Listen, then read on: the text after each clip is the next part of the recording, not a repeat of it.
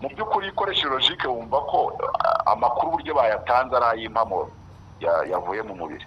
hari uburwayi bukomeye se bagaragaza yari asanganywe wenda mu buzima busanzwe? uretse ko burya nge David akina mu Rwanda agikora ibiganiro na Cyuma, mwibuke yajyaga agaragaza ibirenge by'ukuntu ngo bimeze. Umuntu rero ufite buriya burwayi abana nabwo atarubangara burwaye ngo ejo azabukira akabana nabyo. Bwari ubuhe, kanseri cyangwa? Watekereza muri ibyo, ariko ntabwo yigeze abyatura ngo abyemeze ko ari ibyo arwaye, wenda bamukurikira buri munsi nibo babimenya. Harya amakuru yavugaga ko Ngendahimana David yaba ari muramu wa Cyuma Hassan, niyo Senga Dieudonné. We niwe wabisaga n'ubivuga, ariko kubera ko abantu bakundaga kumutekerezamo ubutekamutwe, bashobora kuba wenda kuko hari ukuntu nimba ari Cyuma afungwa, abantu bamwe bagendaga bavuga ko ashobora kuba akoresha iturufu ngiyo kugira ngo abaryemo amafaranga. Nimba iteka wenda rivuga yuko hari abantu bakoze ibyaha runaka bagomba gusohoka wenda kugira ngo tugabanye imibare muri gereza bitewe n'impamvu iryo teka ryagiyeho, bigasanga yujuje kriteriya, yarekurwa. Ariko nanone tubaye abanyakuri, abantu batubwira ko ba Cyuma badafungiye aho abandi bantu bafungiye. Karasira, Cyuma, Idamange na Ingabire ubwo yabaga ari muri gereza ntiyabaga ari kumwe n'abandi. Impamvu yo kutaba kumwe n'abandi ibyo, ariko urwego Rwanda Correction Service ntabwo irabivuga, ibyo bivugwa n'ababa bavuye muri za mageragere ubwabo. Ni ukuvuga ngo nimba iryo tangazo risohora abantu ryakabaye risohora rikaba ryanakuzana kriteriya ze, akaba wenda ataragororoka kuri ibyo bijyanye na ideology, burya niyo mpamvu nabivuze ngo iryo teka uri kumbwira ndi kumva wenda ryavanamo abantu wenda nka babamura. Iki ni urugero niko ndi gutekereza, bitewe n'uko wenda ryanditse ko uri kurimbwira ntararibona, ariko kumbwira ko Cyuma yasohoka kubera iteka gusa atakoze icyo nita bageni, atabashije kugaragaza yuko yoroshyemo. Sindi gusa ku rundi ruhande nanone tukongera tukibuka yuko yajyanywe muri gereza n'ikivuga ngo yiyitiriye umwuga n'ibindi nk'ibyo bitandukanye. Bityo rero bijyanye n'icyaha cyamujyanyemo kwiyitirira umwuga, sinzi n'ibindi byaha turabyibuka yuko gusagarira inzego z'umutekano mu nshingano zabo. Ibyo ngibyo rero bishobora gusanga muri kriteriya z'iteka zimufataho. Turi muri Green Square Park, jardin iherereye mu ikorosi ukatujya ku rwibutso rwa Gisozi. Aho ngaho niho hari jardin nziza cyane yagutse, iri n'ubusitani bwiza. Uraza ukifotoza ku bafite picnic na anniversaire n'izindi services zitandukanye. Nakubwira iki, ni karibu. Hari YouTube ubona kuko ari abantu babanaga nabo umunsi ku wundi batamuvuga gutyo bitabayeho, kandi ngo wenda bakore izo nkuru nyine barira batapfushije. Urumva ko bamuririye gutyo batapfushije, uzi ko bari abantu baba bafite ukuntu babeshwaho n'amafaranga ava mu bantu bari hirya y'amazi, bakamubika bakamwandikaho ripu kwenda kuri channel yitwa Mugire n'ibintu nk'ibyo ngibyo. Nuvuga ngo abo bantu babafata nk'abanyamitwe ntibazongera kugira icyo babaha. Ubwo rero iyo uyibonye aho ngaho ukayibona yitwa ngo ni kwa Mako, nimba ari Mako, urumva abo n'abantu babiri batakora inkuru z'uko nyine yapfuye atapfuye. Begereye gute se uyu Ngendahimana ku buryo wavuga ko urupfu rwe amakuru ye abari mu ba mbere mu kuyamenya no kuyatangaza? Urumva nyine ndikubwira ngo buryo abantu bashaka kuvuga inkuru y'urupfu rw'umuntu atapfuye ni abantu wenda bari kuri ka adverse, donc ikote yindi isa n'ayihanganye n'abo ngabo. Ibyo byaba ukavuga uti wenda wasanga ari kwa kundi nyine mu bintu bya politike, cyangwa se abantu bavuga ku bintu biri politike cyangwa se ku bintu by'ubuzima bw'igihugu, aba ari igice kimwe gihanganye n'ikindi. Ariko iyo channel bita Mugirene donc bari bafite content zimwe, cyangwa se umwe yajyaga asura undi kuri channel. Urumva uwo David yajyaga aza kuri channel y'uwo Mugirene na Mugirene akajya kuri channel kwa David, bose baba Mubende nimba ari Mubende. Ubwo rero urumva yuko iyo bakoze iyo nkuru ku ifoto bakandikaho ripu, nuko iyo nkuru akarira ngo yaguye mu bitaro ngo yaramaze iminsi 4, urumva yuko iyo nkuru urayizera kuko ivuzwe n'abantu b'uwo muntu bo hafi, kandi aramutse abivuze atari byo, akavuga ko yavuganye n'umugore wa David akamubwira ko nyine yapfuye atari byo, uwo Makojoka nawe akaba yabivuga kuri cano ye ko umugore we aravuga, umugore we aravuga, umugore we ntaravuga, ariko abo babivuga uko bigaragara bari muri ka imwe, donc barwana urugamba rumwe cyangwa se bemera bimwe, nimba ariko nabyita ibihe ku buryo batamukora igikorwa nk'icyo cyakitwa gushinyagura biramutse bisanzwe ko atari ukuri. Uretse ko nanone ntawamenya ibyo David cyangwa muri hafi bakora, kuko n'uwo witwa Mako nubwo nawe bari mu murongo umwe wo kugira uko bahangana n'ubutegetsi buriho mu Rwanda, ariko yaravuze ati barantabaje ngira ngo ni bya bintu by'abantu b'i Buganda, urumva ko yabakekagamo wenda ko bashaka kumukuramo inote nyine ngo abaye sapoti, kandi wenda ari nk'ubwisikoro cyangwa se bagira so. Iyo nkuru rero wowe yayikoza agaragaza ko ari kwicuza impamvu atabahaye amafaranga, nyine bamubwiye ko ari mu bitaro. Icyo nicyo nzi, kandi birumvikana ko nimba abantu bari bafite amafaranga menshi bahabwaga aviyo hanze, bakoze inkuru nk'iyo ngiyo yo kubanga umuntu yapfuye atapfuye, ubwo basezera ko nta n'urutoboye bazongera kubona ruviyo ngiyo, kuko nubwo nabo wenda bafite ibyo bahuriyeho, abari mu Rwanda tuba tuvuga yuko bitari byiza, ariko nanone abo bahuriye ku bitari byiza nabo ntabwo umwe yakesikora undi ngo ndabifate nk'aho bazakomezanya urwo rugendo barimo. Mu by'ukuri rero niyo mpamvu wabyizera ukavuga uti byabaye koko. Harya Ngendahimana ntiyarasigaye abi Bugande, Ngendahimana David yabaga mu Bende, kuko ndi kwishyiramo ko ari mu Bende kubera ko yari yaragiye Bugande asiga umudamu we, birangira n'umudamu wamusanze niwe wagiye nyuma. Ubwo rero navuga ngo nubwo ndivuga ngo ni mu Bende, nuko uwo witwa Mugirene yavugaga yuko ari mu Bende nyine bagiye kureba ku bitaro aho yaguye. Uwo muhungu we yanavuze n'agasozi azashyingurwaho, nyine ubona yarakaye arimo arira, nimba nabyo atari imitwe yo kugira ngo, kuko yari arimo atabaza avuga ati mukanda akanyenyeri cyane. Ariko ibyo ngibyo abafite ibyo bahuriyeho gutabarana ntabwo babibabuza. Nanone burya tugomba gusigamo nanone n'ak'ubunyarwanda iyo abantu bapfuye. Mu by'ukuri navuga ngo bari batuye Uganda, we n'umudamu we bari bari Uganda, nimba bafite abana ibyo ntabyo narinzi, ariko ayo makuru yo niyo ntabwo ari inkuru mpimbano, kuko abayashyize hanze ni ba nyir'ubwite. Reka tubyite ngo ni ba nyir'ubwite cyangwa abakoranira bya hafi na nyir'ubwite, nubwo nabonye muri ino minsi wenda nabo bari barimo bimeze nk'aho bamwe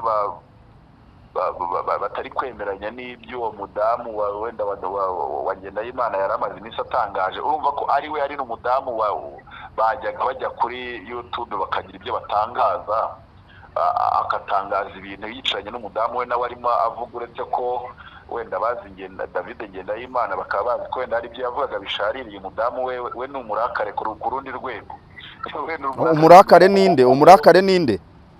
Umudamu we numvisha arakaye bwikube nk'inshuro 300. Ari we? So urumva ko rero baramutse bamwanditseho lipu abo bakorana nawe nka ba Mugirene nabo ba Mako, uwo mudamu nawe ntibyabuza, baba babizi ko ari buze nawe akajya kuri iyo channel ya ba David, cyangwa se bakazana na David bakabasenyagura. Urumva mu by'ukuri ikoresha logique, wumva ko amakuru uburyo bayatanze ari ay'impamo yavuye mu mubiri. Hari uburwayi bukomeye se bagaragaza yari asanganywe wenda mu buzima busanzwe? Uretse ko burya David akina mu Rwanda agikora ibiganiro na Cyuma, mwibuke yajyaga agaragaza ibirenge by'ukuntu ngo bimeze. Umuntu rero ufite buriya burwayi abana nabwo atarubangara burwaye ngo ejo azabukira akabana nabyo. Bwari ubuhe, kanseri cyangwa? Watekereza muri ibyo, ariko ntabwo yigeze abyatura ngo abyemeze ko ari ibyo arwaye, wenda bamukurikira buri munsi nibo babimenya. Ariko nanone uwo Mugirene arimo avuga iyo nkuru yavuze yuko ngo yari amaze nimba ari amezi 6 yose ngo arwaye, ngo batazi ibyo arwaye, ngo ngo akajya ajya kwivuza ngo bakamupima bakamuburamo indwara ngo bakongera bakamupima bakaburamo indwara. Urumva ko nimba abo bantu witwa Marco bahuriye mu mirongo y'ibyo bemera yaramutabaje amusaba amafaranga wenda akanga kuyamuhakeka ko ngo ari bya bintu bya Uganda, ariko ngo uhita wumva ko ari sikorokoro yamukekamo ko ari kumushakamo amafaranga ko aba muri Amerika. Noneho urumva yuko umuntu yarwaye amezi 6 akajya akaka amafaranga avuga ko agiye kwivuza mu kwa mbere, mu kwa kabiri, mu kwa gatatu, ubwo bari barageze ku rwego bavuga bati izi ndwara zawe zitanasobanuka zirarambiranye. Mu by'ukuri abantu nka bariya barwaye wenda indwara nyinshi batajya bavuga, cyangwa se ashobora no kuvuga ati sindayivuga ahubwo nzajya nkomeza mu gihe ngize akabazo n'akamafaranga, nimba akabazo gakeneye 10,000 wenda barampa 100, cyangwa nimba gakeneye 50,000 barampa 300.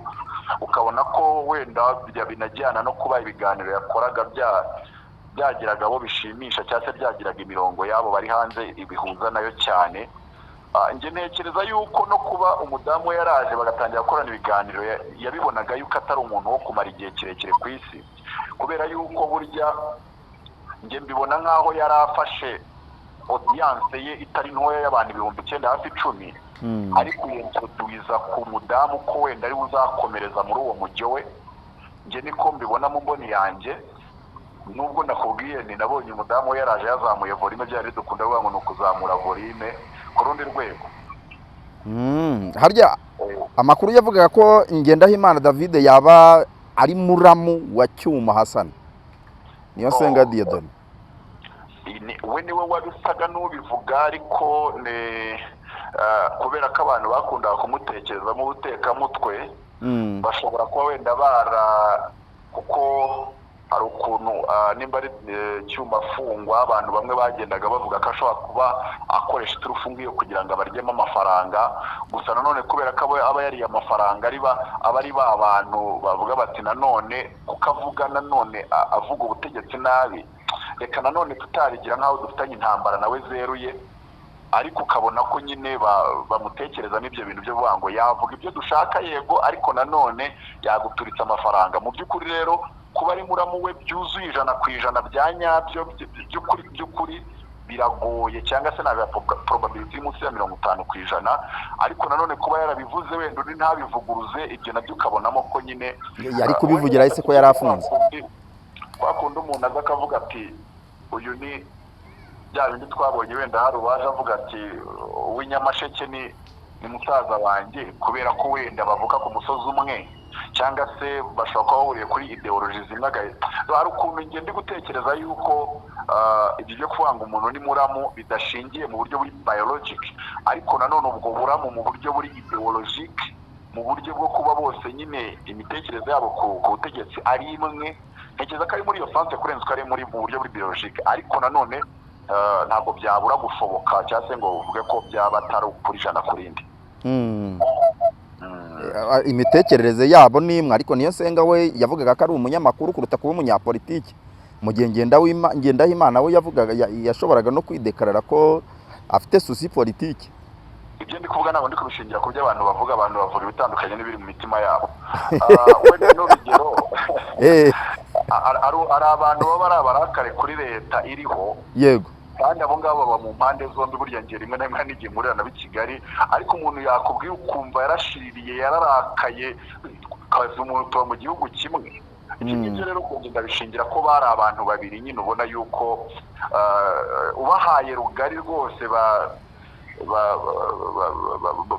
banenga bagahimba, ukabona ko barabyumva kimwe. Doko uzarebe wenda kuba bakurikiranye iyo bakoranaga ibiganiro ku Ishema, wabonaga rwose ko babyumva kimwe, cyangwa se wenda umwe nyine ari gupozinga nk'umunyamakuru akigaragaza nk'uri guha ijambo waje kumuha ikiganiro, ariko njyewe ubireba nkabikorera nk'ubusesenguzi, ubona ko bari mu murwa umwe wo kurakara. Wenda n'ubu uri gukora ubushakashatsi bwawe kuri bo, noneho ukagwa kuri audio umudamu wa David Ngendahimana yashyize ngo muri groupe ya Barafinda, ngo sinzi ukuntu ngo bimeze, ngo babavugamo ngo ibitagenda i Kigali. Aho ngaho reba video nawe abo bari basanzwe bahuje ngo urugamba cyangwa na struggle, ari mu witwa Flora Karenzi n'umugabo we, bahise bajya kuri kuri YouTube baramusiribanga. Reba ibintu umudamu wa Ngendahimana yaba yaravuze nawe bitekereze, abo bakajya kuri YouTube bazanwa no kumusiribanga. Reka bisobanure mu magambo yoroshye. Umudamu wa David Ngendahimana afite ideology neza nk'iya Mukanyiko w'Umutabazi. Text wari neza uko kuntu bikubwiye nako arushijeho Mukanyiko, azamuyeho volume gato kurenza Mukanyiko, ubwo ahita ubona picture donc image y'ibyo bintu. Urumva rero ni igitangaza harya uribuka muri rya teka ryavuzwe, muri rya teka umukuru w'igihugu aherutse gusinya ritanga imbabazi ku bantu bari mu bantu bari bafunze. Yego, ntabwo Cyuma Hassan ashobora kuba umubeneficiaire kwa ziriya mbabazi we?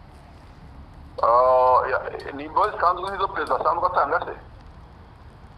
Niba nta makuru ufiteho biragoye ko wagira icyo ubivugaho. Mu make yabo kuko nshaka kuvuga ngo imbabazi za perezida mu buryo busanzwe ni imbabazi yatanze mu buryo rusange, ariko nanone nimba iteka wenda rivuga yuko hari abantu bakoze ibyaha runaka bagomba gusohoka wenda kugira ngo tugabanye imibare muri gereza bitewe n'impamvu iryo teka ryagiyeho, bigasanga yujuje kriteriya, yarekurwa. Ariko nanone tubaye abanyakuri, abantu batubwira ko ba Cyuma badafungiye abandi bantu bafungiye, Karasira, Cyuma, Idamange na Ingabire ubwo yabaga ari muri gereza ntiyabaga ari kumwe n'abandi. Impamvu yo kutaba kumwe n'abandi ibyo ariko urwego Rwanda Correction Service ntabwo irabivuga, ibyo bivugwa n'ababa bavuye muri za mageragere ubwabo. Oya, nanjye ari njyewe uyoboye mageragere sinabashyira hamwe, kuko umuntu nimba ideology abiba wemeza yuko zakangiza ubyemeza, uvuga ngo umuvanze n'abandi baturage, baturage basigaje amezi 6 n'abasigaje umwaka bajya basohoka, ariko bagasohoka ari ba Cyuma nimero 2 cyangwa se version avance cyangwa se amplifié. Urumva ariko bose bahuriye ku kita rusange cy'uko ari abantu bagonganye n'amategeko kandi bari kugororwa ngo bazasohoke baboneye muri societe. Reka nkubwire ngo nubwo bagorora hari impamvu baba barateganyijemo ibyumba byihariye ku bantu bihariye, kandi ibyo byumba byihariye ni case zimwe na zimwe. Noneho hari n'abandi noneho bajyana muri gafungo yo muri gereza, ubwo waba yakoze amakosa ariko bo babashyira hiherereye. Kukira nimvuze iri jambo ni ukuvuga ngo nimba iryo tangazo risohora abantu ryakabaye risohora rikaba ryanakuzana kriteriya ze, akaba wenda ataragororoka kuri ibyo bijyanye na ideology, burya niyo mpamvu nabivuze ngo iryo teka uri kumbwira ndi kumva wenda ryavanamo abantu wenda nkababamura. Iki ni urugero niko ndi gutekereza, bitewe n'uko wenda ryanditse ko uri kurimbwira ntararibona, ariko kumbwira ko Cyuma yasohoka kubera iteka gusa atakoze icyo nita bageni, atabashije kugaragaza yuko yoroshyemo. Sindi gusa ku rundi ruhande nanone tukongera tukibuka yuko yajyanywe muri gereza n'ikivuga ngo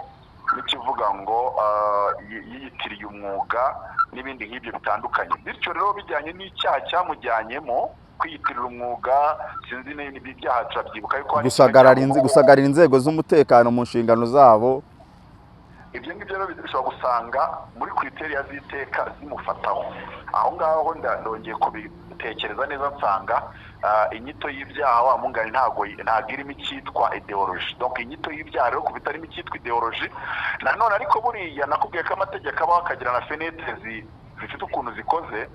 Nk'urugero, abacungagereza bagaragaje yuko yitwaye nabi wenda mu gihe cyose yamazeyo, nta na rimwe bijya byemera yuko basohora umuntu atarangije igihano cye yaranitwaye nabi muri gereza. Iyo rero ishobora kuba impamvu tekereza yuko yamugumishayo, ariko nanone nk'uko nanone aganiriye neza yasohoka da. Ibyo byose nyine ko ari ukugorora, nyine ko uganiriye neza bigaragaje ko wagororotse. Erega abanyarwanda nyakunda kubaha ubutumwa na Bibiliya iravuga ngo ntawe utera umugeri ku muhunda, yakagombye kuganira neza, yakagombye kugororoka.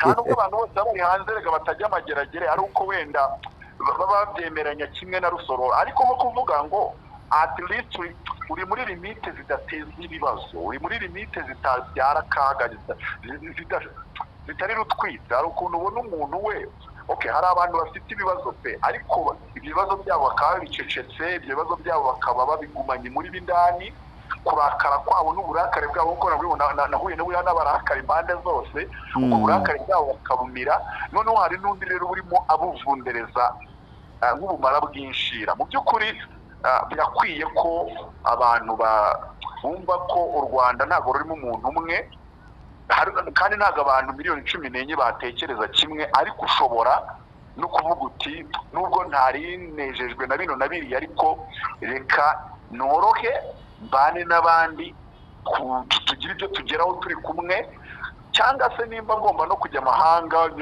abashinwa bose ubu miliyari n'igice y'abashinwa bose bemeranya na zipingi ku kadoga ariko umushinwa araza agakorera mu Rwanda i Kigali ariko ntabe Kigali abantu nibagire limite kwa kundi umuyobozi wacu akura ngo hari imirongo bagira imirongo nabo bishyiriraho ubwabo bavuga ati nta kuyirengaho niyo naba ntishimiye bino na biriya hari imirongo nanjye nzibwira mu mutima wanjye no muri njyewe kutarengaho buri wese yubakirize borudire mu nzira agendamo niyo mpamvu mvuga ngo abantu nibige koroha no kuganira neza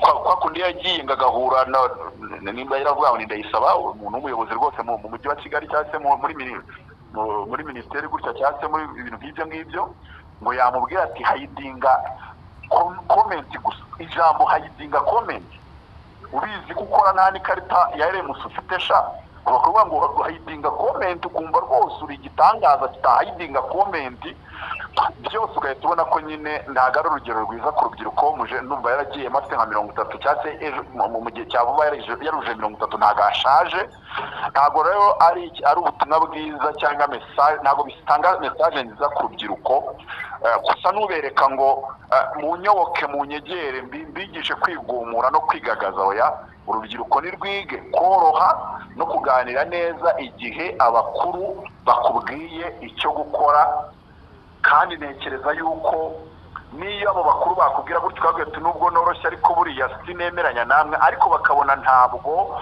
uri kubisohora hanze nyine ntekereza ko n'abatuyoboye bazi ko hari abantu bafite indi mitekerereze ariko igihe cyose utarateza ibibazo iyo mitekerereze yawe ukayigumana muri wowe ariko ugakorera iby'iterambere ugakora iby'amategeko akubwira sinzi impamvu banumva ubutumwa nabuha abantu cyane cyane urubyiruko ngo ntirukishore mu bintu by'ihangana ndumva nkunda gukoresha aya magambo ngo urubyiruko ntibakishore mu bintu by'ihangana bidafite ubusobanuro n'impamvu. Urakoze cyane Mutaba. Murakoze namwe. Yego. Aje namwe mu makuru rero ari kuvugwa nyine n'urupfu rw'uwo mugabo Ngendahimana David muramuzi mu biganiro byo kuri YouTube yakundaga gusohora ibiganiro binenga leta y'u Rwanda mu kwemera ko nuko yabivugaga. Andi makuru nayo twategereza tukaza kugenda tuyamenya mu bundi buryo butandukanye. Ahubwo reka turene no kuri Repubulika ya Demokarasi ya Kongo mbere yuko tuva kuri kamera.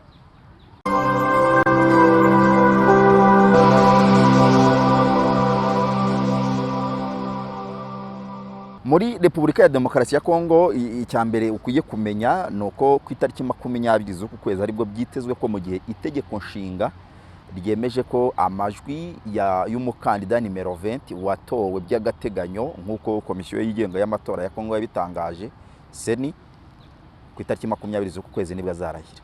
Ni Felix Antoine Tshisekedi watorewe manda ya kabiri nyuma y'iya mbere yatangiye kuva mu 2018 kugeza ejo bundi nyine.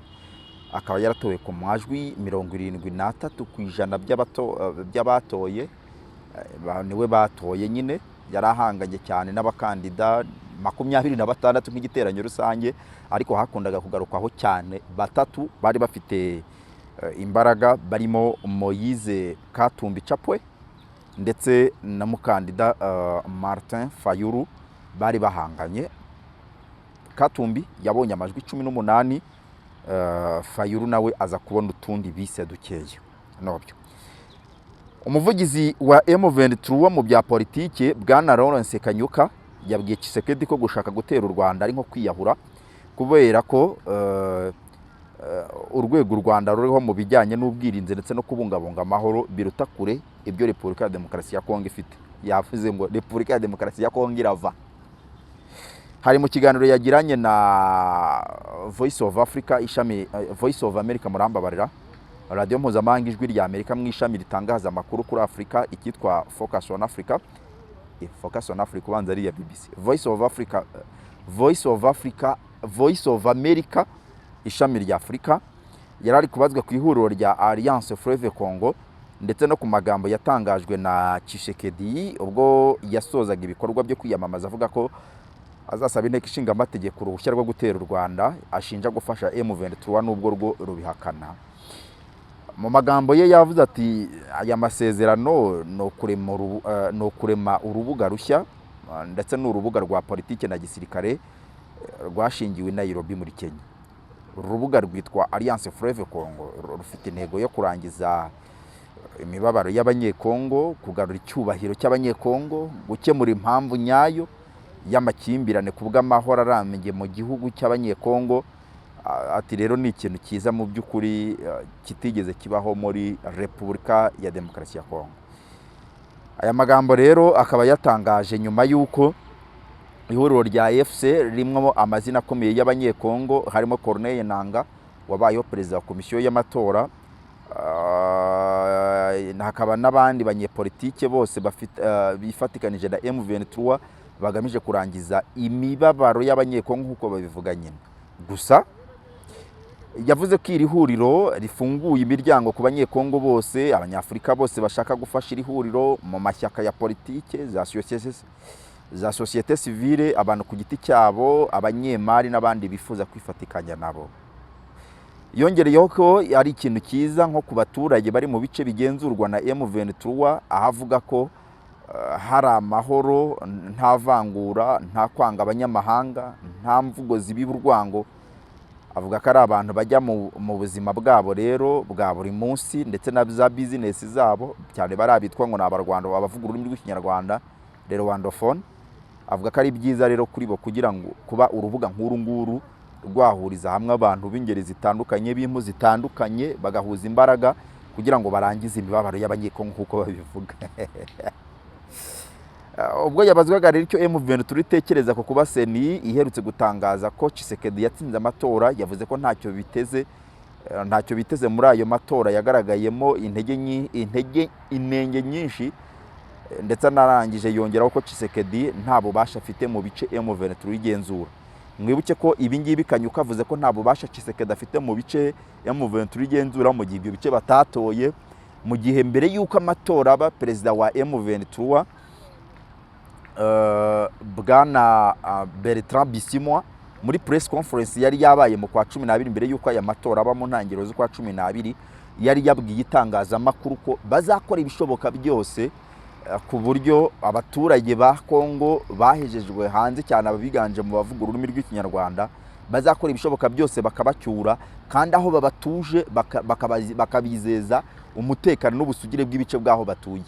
Ni ijambo abenterprete abasesenguzi bumvisemo ko byaba bivuze ko Bertrand Bisimwa haba hari gahunda y'uko we nabo bari gufatikanya bose bari guhuza imbaraga zo kugira ngo babe bakora leta yigenga yabo baturage bavuga ikinyarwanda, ariko bagasubiramo kenshi ko mu byo barwanira hatarimo gufata ubutegetsi, mu byo barwanira ntabwo harimo kuyobora, ahubwo bagamije guha amahoro abaturage no kubamara imibabaro nk'uko bari kubivuga.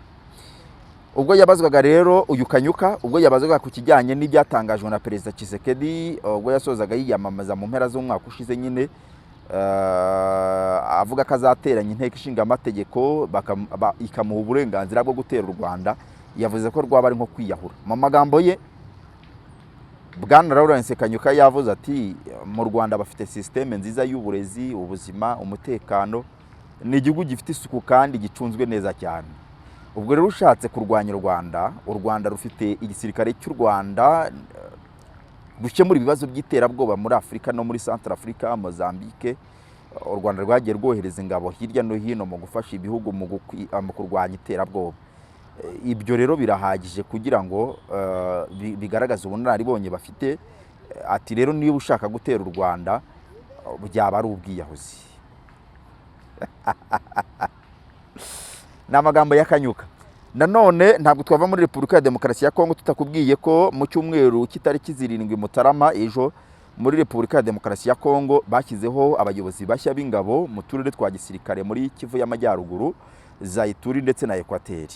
Ni ba ofisiye bashyizweho by'agateganyo ni General David Mushimba, umuyobozi w'akarere ka 13 ka gisirikare mu ntara ya Ekwateri, General Ntambuka Bame, umuyobozi w'akarere ka M23, umuyobozi w'akarere ka 32 ka gisirikare muri Ituri, General Michel Mabondani, umuyobozi w'akarere ka 34 ka gisirikare muri Kivu y'Amajyaruguru, ndetse n'uwanyu musimbuye General Bruno Pezo Mbele watawe muri yombi mu minsi ishize kubera ko yarenze ku mabwiriza ajyanye no kubuza abasirikare ba Kongo FARDC gucungwa nabi umutungo.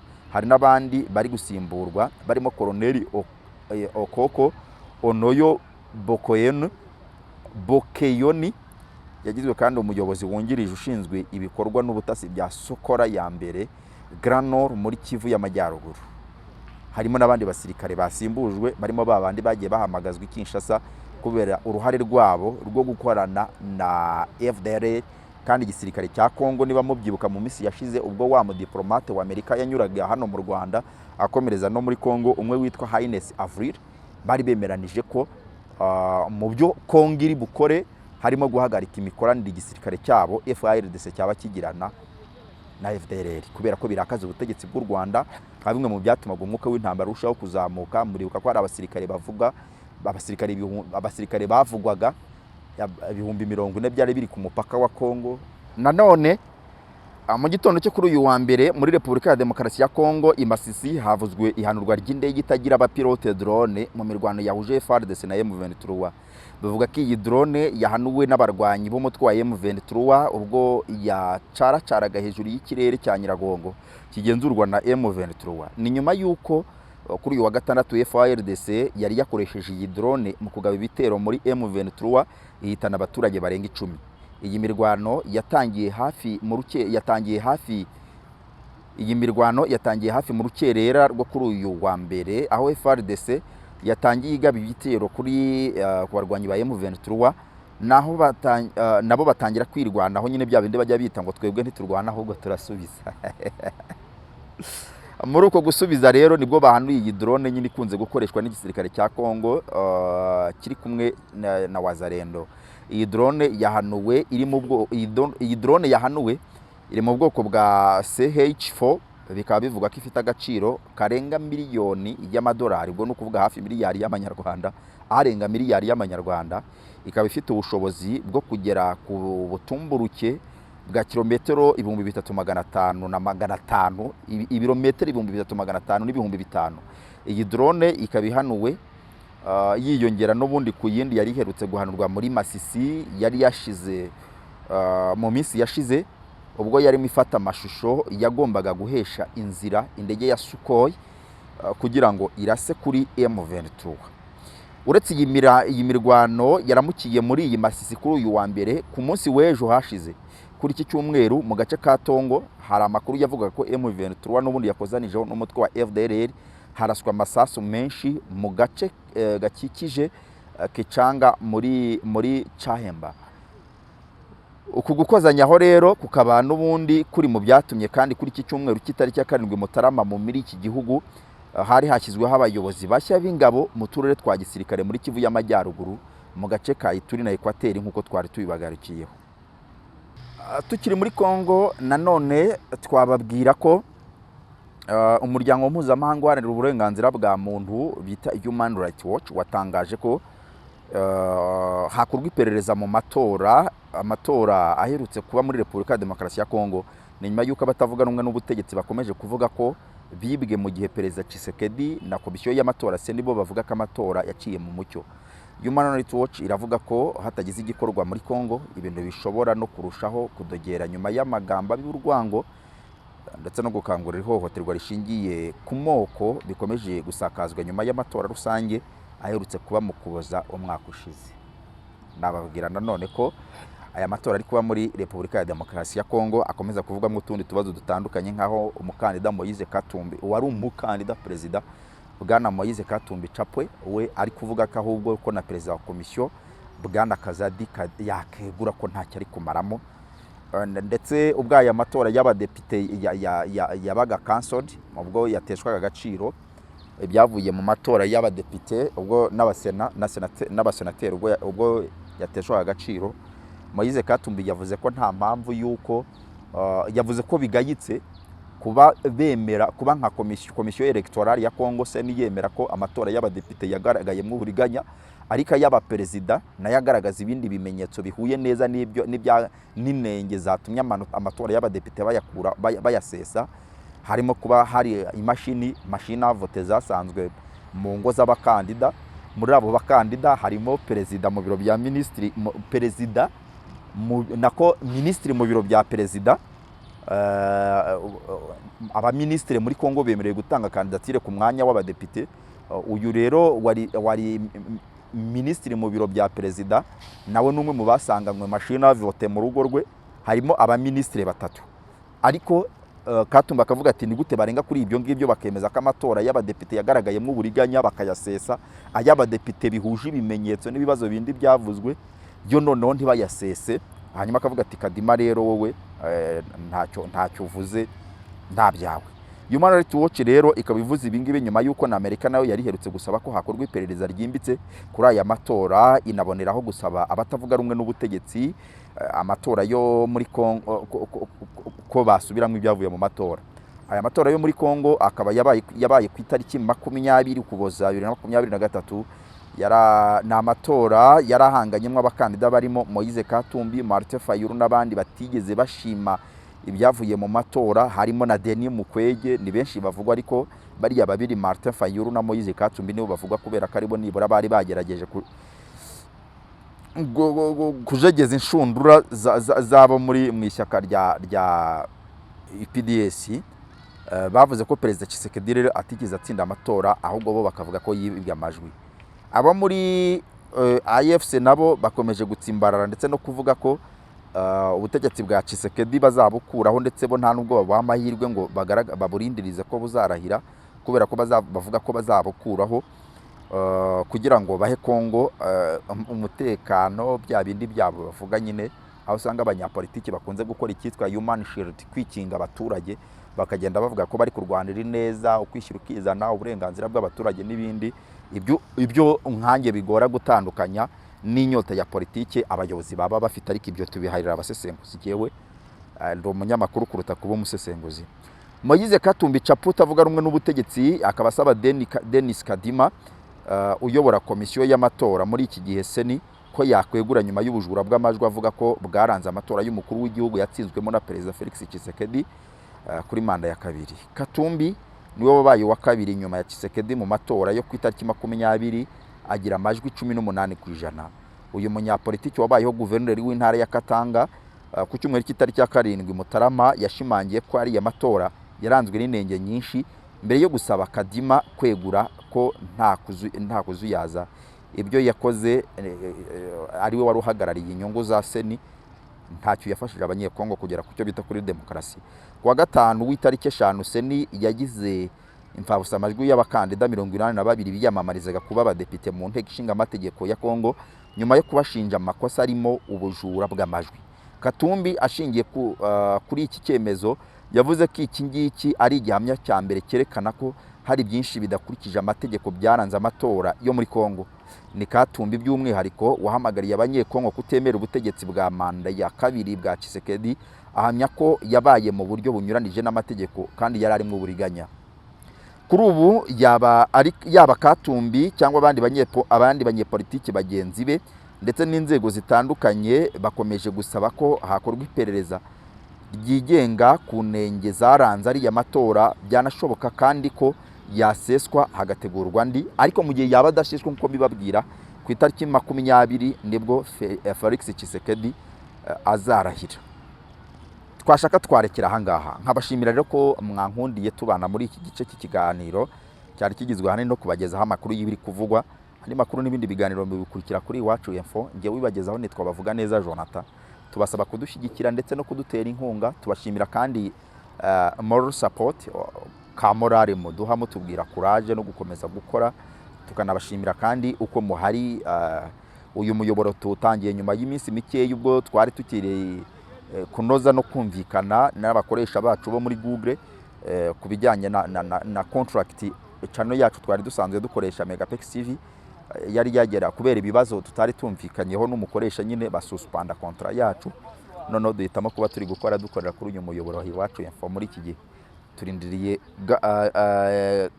turindiriye kamarampaka yo ku itariki 25 ubwo Megapex TV tuzaba tumenya niba turi bugaruke kuri uyu muyoboro mu buryo buhoraho tubagezaho amakuru n'ibiganiro nk'uko tubisanzwe, ariko no mu gihe tuzaba tugarutse n'ubundi uyu muyoboro wa Iwacu Info twahisemo kubabwira cyane cyane amakuru kuri politike mpuzamahanga, international diplomacy cyangwa se foreign politics, nibyo twahisemo kubabwira. Mudushyigikire rero ni muduha amaboko, burya nta mugabo umwe, umunyarwanda yabyaye umwana mwita ntawigira. Tubashimira kandi mu bice bitandukanye muriho mwese aho muherereye, turabashimira kandi tukababwira ngo umwaka mushya muhire. Nge nari bavuga neza Jonathan, bashimira umusanzu wanyu. Shalom.